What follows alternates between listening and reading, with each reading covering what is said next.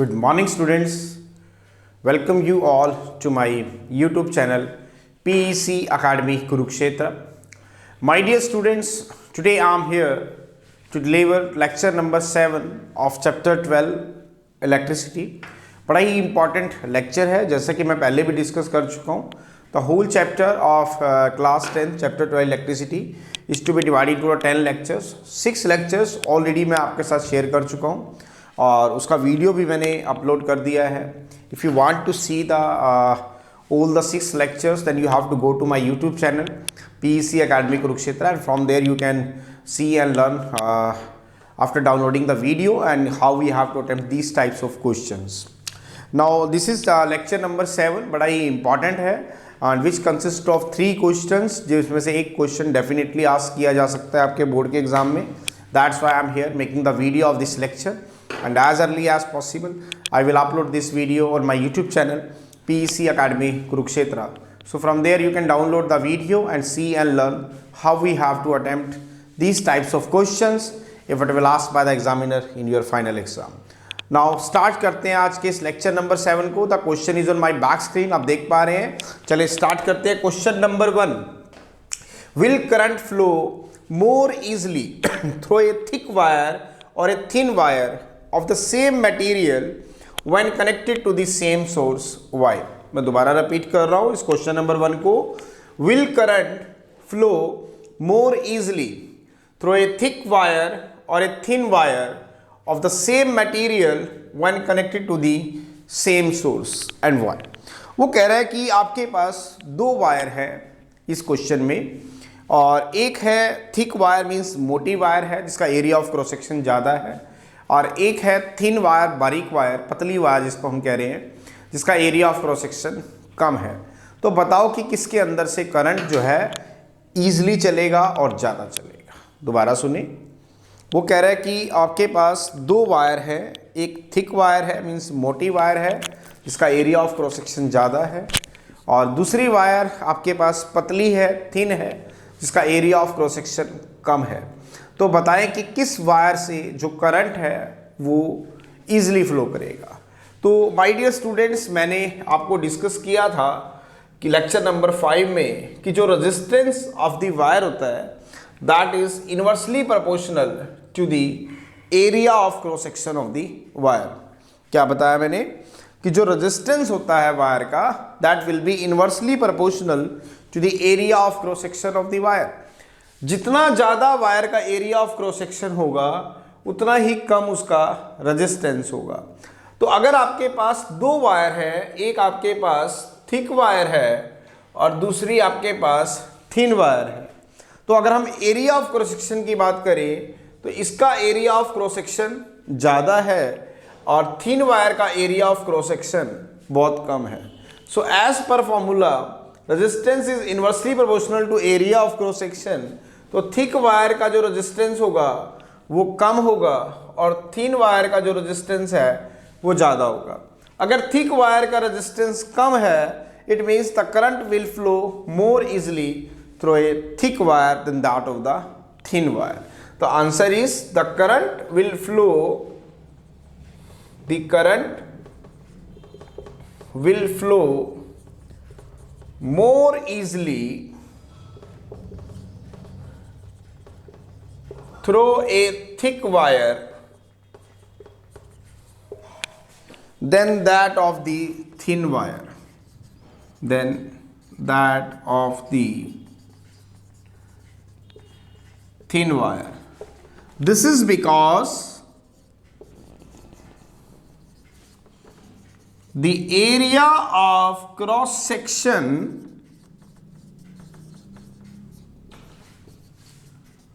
of the thick wire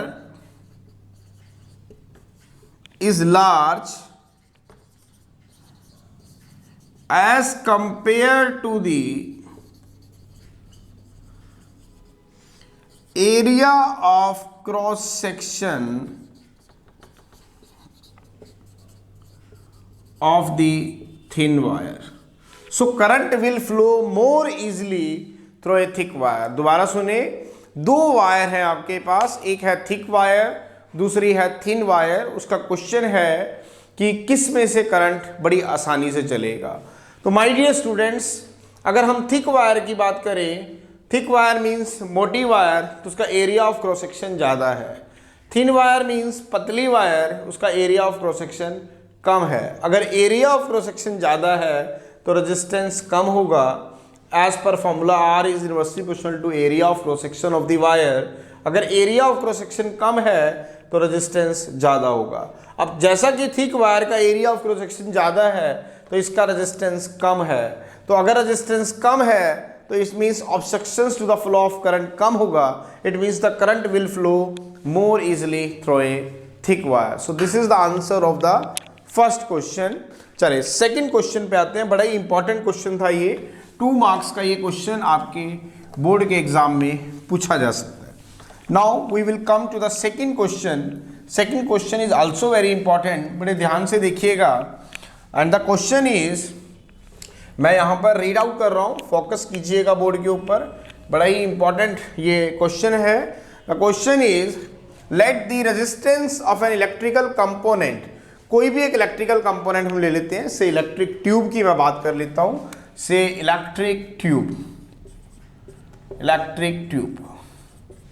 चलिए, let the resistance of an electrical component remains constant while the potential difference across the two ends of the component decreases to half of its former value, what change will occur in the current through it? I'm again repeating the statement. क्या कह रहा है वो? Let the resistance of an electrical component, means electrical tube की बात कर लेते हैं, remains constant while the potential difference across the two ends of the component decreases to half of its former value, means पहले वाली value का, what change will occur in the current through it? चलिए start करते हैं, solution देखते हैं answer question number 2 का। वो कह रहा है कि आपके पास एक इलेक्ट्रिकल कंपोनेंट है, से इलेक्ट्रिकल ट्यूब है, this is the electrical tube, this is the electrical tube, जिसका रेजिस्टेंस है मैंने मान लिया R। उसको मैं एक बैटरी से कनेक्ट कर रहा हूं और उस बैटरी की जो वोल्टेज है दैट इज V वोल्ट।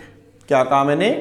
मेरे पास एक इलेक्ट्रिकल कंपोनेंट है, इलेक्ट्रिकल कंपोनेंट मींस एक इलेक्ट्रिकल ट्यूब है जिसका रेजिस्टेंस है capital R and it is connected to a battery having the voltage इससे V वोल्ट। तो इसमें जो करंट चल रहा है आपका दैट इज I। दोबारा सुने, आपके पास एक इलेक्ट्रिकल कंपोनेंट है, तो इलेक्ट्रिकल कंपोनेंट इससे इलेक्ट्रिकल ट्यूब है जिसका रेजिस्टेंस है R and it is connected to a battery having the voltage इससे V वोल्ट। मैंने मान लिया इससे जो करंट चल रहा है वो I है। तो अकॉर्डिंग टू ओम्स लॉ अगर हम बात करें, what is V is equal to IR, तो I हो गया आपके पास V बाय R। वो कह रहा है कि अगर जो पोटेंशियल है, जो बैटरी के 2 एंड्स यहाँ पे जो कनेक्टेड है, इसका जो बैटरी का जो पोटेंशियल है cross the 2 ends of the electrical tube, अगर वो पहले वाले का आधा हो जाए तो अब बताओ कि करंट क्या होगा? Resistance will remain same. दोबारा सुने, ये आपके पास एक इलेक्ट्रिकल कंपोनेंट है, मींस इलेक्ट्रिकल ट्यूब है जिसका रेजिस्टेंस है R और इसको एक बैटरी से कनेक्ट कर दिया गया है जिसकी वोल्टेज है V वोल्ट। तो करंट चल रहा है I। अब electrical tube will remain same, means resistance will remain constant, लेकिन जो बैटरी है इसको रिप्लेस कर दिया गया एक अनदर बैटरी से जिसकी वोल्टेज इस बैटरी की आधी है, मतलब V/2 है। तो बताओ कि क्या करंट सेम चलेगा या उस पर कोई इफेक्ट पड़ेगा? तो चले मैं दोबारा बना रहा हूँ, सेम इलेक्ट्रिकल ट्यूब ले रहा हूँ हैविंग द सेम रेजिस्टेंस इससे R, this is the electrical tube and it is connected in this case to a battery having the voltage is to be half of its previous value। तो will the same current flow? Check कर लेते हैं। मैं कहता हूं कि let I dash be the amount of current flow। दोबारा सुने, पहले हमने एक इलेक्ट्रिकल कंपोनेंट लिया से इलेक्ट्रिकल ट्यूब जिसका रेजिस्टेंस था R, इसको बैटरी से कनेक्ट किया जिसकी वोल्टेज थी V, तो करंट चला I is equal to V by R। वो कह रहा है कि अब मैं यही सेम इलेक्ट्रिकल कंपोनेंट ले रहा हूँ, इलेक्ट्रिकल ट्यूब ले रहा हूँ having the resistance इससे R and it is connected to the another battery having the voltage is half of its farmer value, पहले वाली बैटरी की वोल्टेज की आधी है। तो बताओ कि क्या करंट सेम चलेगा, चेक कर लेते हैं। मैंने कहा कि आई डैश अमाउंट का करंट चला, तो what is V is equal to I into R according to Ohm's law. लेकिन यहाँ पर जो हमारी बैटरी की वोल्टेज है वो V/2 है, करंट मैंने मान लिया I dash, resistance will remain same, तो I dash is comes out to be V/2R। It means I dash is comes out to be 1/2 of V/R। It means I dash is equal to I/2। V क्या है, IR। दोबारा देखें, voltage पहले वाली voltage की कितनी होगी, half, तो V/2। करंट हो गया आई डैश इंटू आर, तो आई डैश हो गया आपके पास V/2R, 1/2 बाहर ले लेंगे तो V/R, V/R इज I, तो I/2। इसका मतलब करंट भी पहले वाले करंट का आधा हो जाएगा। मीन्स अगर आप बैटरी के पोटेंशियल को पहले वाली बैटरी का आधा कर देते हैं वोल्टेज का, तो उस केस में जो आपका नया करंट निकल के आएगा, if the resistance of the electrical tube will remain same, वो भी पहले वाले का आधा हो जाएगा। सो this is the answer of question number 2। बड़ा ही इंपॉर्टेंट था और 2 मार्क्स की जो क्वेश्चंस है आपके बोर्ड के एग्जाम में पूछ लिए जाते हैं। तो अब हम आएंगे क्वेश्चन नंबर 3 पे। It is also very important, paper में बहुत बार इस तरह के क्वेश्चंस को देखा गया है, तो बड़े ध्यान से देखेंगे क्वेश्चन नंबर 3, ताकि आप पेपर में अच्छे से अटेम्प्ट कर पाएँ। चलें स्टार्ट करते हैं क्वेश्चन नंबर 3 को। Question number 3 is why are the coils of electric toasters and electric irons are made up of an alloy rather than a pure metal. दोबारा सुने, वो कह रहा है why are the coils of electric toaster और electric irons are made up of an alloy rather than a pure metal. आपके घरों में आपने ब्रेड टोस्ट बहुत अच्छे से खाए होंगे। जब मदर आपको ब्रेड टोस्ट बना के देती है तो it is to be made with the help of than electrical toaster. वो इलेक्ट्रिकल टोस्टर को जब आप ओपन करेंगे तो उसके अंदर एक कोइल आपको देखने को मिलेगी स्प्रिंग की फॉर्म में। या फिर आप इलेक्ट्रिक आयरन की बात कर लें तो जो इसके बेसिकली जो कंपोनेंट्स हैं या जो कोइल्स हैं, it is to be made up of an alloy rather than a pure metal. तो वो कह रहा है कि क्यों इस इलेक्ट्रिकल टोस्टर के, इलेक्ट्रिकल आयरन के जो कंपोनेंट्स हैं, जो कोइल्स हैं, वो अलॉय की बनाई जाती हैं rather than a pure metal. The answer is, अगर हम बात करें इलेक्ट्रिकल टोस्टर की या फिर इलेक्ट्रिकल आयरन की, तो it is to be the coils of an electrical toaster and electrical iron are made up of an alloy. And alloy कौन सा यूज किया जाता है यहाँ पे, nichrome. It is to be an alloy which is to be made up of a mixture of metals, जिसके अंदर nickel होता है आपके पास 60%, क्रोमियम होता है आपके पास 12%, और अगर हम मैंगनीज की बात करें इट इज़ 2%, एंड देन अगर आयरन की बात करें इट इज़ 26%। वो कह रहा था हमें कि जो इलेक्ट्रिकल टोस्टर हैं या फिर जो इलेक्ट्रिकल आयरन है उसके जो कॉइल्स होती हैं वो अलॉय की क्यों बनाई जाती हैं। तो answer is the coils of an electrical toaster और electric iron is made up of an alloy.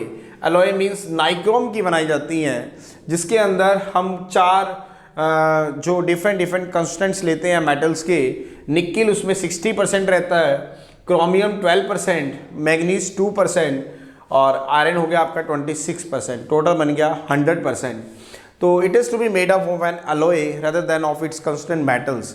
The answer is first because it has very high resistivity. It has very high resistivity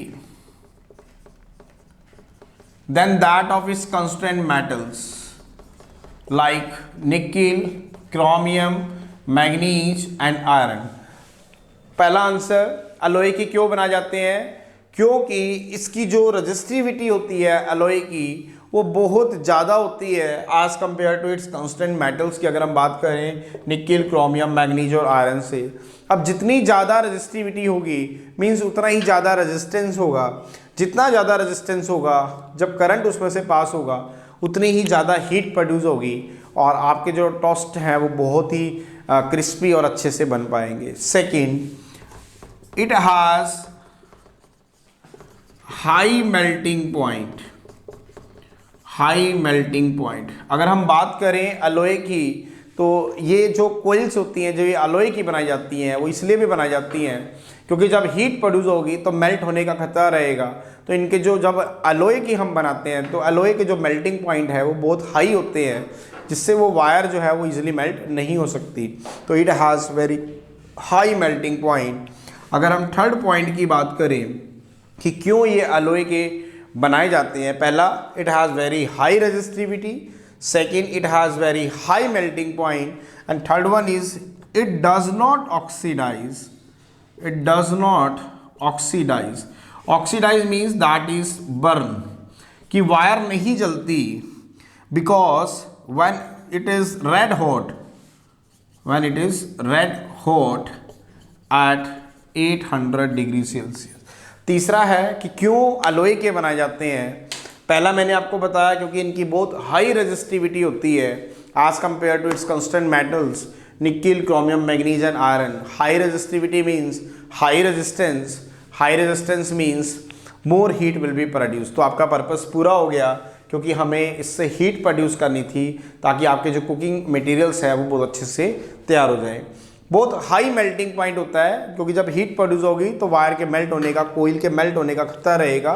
तो अगर हम इसे alloy के बनाएंगे तो it has a very high melting point, तो easily melt नहीं हो पाएगा। तीसरा, it does not oxidise, that is burn. अगर हम बात करें तो कोइल जो है वो जलती नहीं है, मतलब ईजिली ब्रेक नहीं होती वो। It does not oxidise when it is red hot, means जब आप बहुत हाई टेम्परेचर पे भी चले जाएंगे, 800 डिग्री सेल्सियस पे भी अगर आप चले जाते हैं तो it will become red hot, but it does not oxidise, it does not burn, means अब वो ब्रेक नहीं होगी। Due to these three reasons जो इलेक्ट्रिकल टोस्टर या इलेक्ट्रिकल आयरन की जो कोइल्स हैं, it is to be made up of an alloy that is of nichrome, जिसके अंदर निकिल 60% है, मैग्नीज आपका 26% है, और सॉरी क्रोमियम आपका 12% है, मैग्नीज आपका 2% है, एंड आयरन आपका 26% है, and it is to be made up of an alloy. So this is the answer of this question. बड़ा ही इंपॉर्टेंट लेक्चर था जिसके अंदर आज मैंने इन क्वेश्चंस को डिस्कस किया, और बहुत ही जल्दी ये जो लेक्चर है मैं अपने YouTube channel PEC academy Kurukshetra पर अपलोड कर दूंगा। सो वहाँ पर जाकर आप जो है इन वीडियोस को, इन लेक्चर्स को डाउनलोड कर सकते हैं। और my dear students, one thing more, आप मेरे चैनल को सब्सक्राइब करना ना भूलें, नोटिफिकेशन ऑन ज़रूर रखें, ताकि जो और मेरे लेक्चर्स जो है, जो मैं लेक्चर मैंने आपको बताया था, the whole chapter is to be divided into the 10 lecture, this is the lecture number 7। बहुत सारे लेक्चर्स और भी इस पे आने वाले हैं। दैन इसके बाद हम magnetic effects of electric current पे आएंगे। तो इस तरह के जो लेक्चर्स हैं जो कि बड़े ही इंपॉर्टेंट है आपके करियर के लिए, आपके मार्क्स को गेन करने के लिए बोर्ड के एग्ज़ाम में, और ये आपको मेरे YouTube channel PEC academy Kurukshetra पर मिल जाएंगे। So at last my dear students, again I am saying, if you like my videos, like my work, like my effort, then please don't be forget to subscribe my channel. My channel is PEC Academy Kurukshetra. तो अंत में मेरे प्यारे विद्यार्थियों, अगर आपको मेरा काम पसंद आ रहा हो, मेरे वीडियोस, मेरा चैनल, मेरे एफर्ट्स अगर आपकी प्रॉब्लम को सॉर्ट आउट करने में आपकी हेल्प कर रहे हो, तो प्लीज़ मेरे चैनल को सब्सक्राइब जरूर करें। My channel is PEC Academy Kurukshetra. धन्यवाद। जय श्री कृष्णा, जय गुरु जी।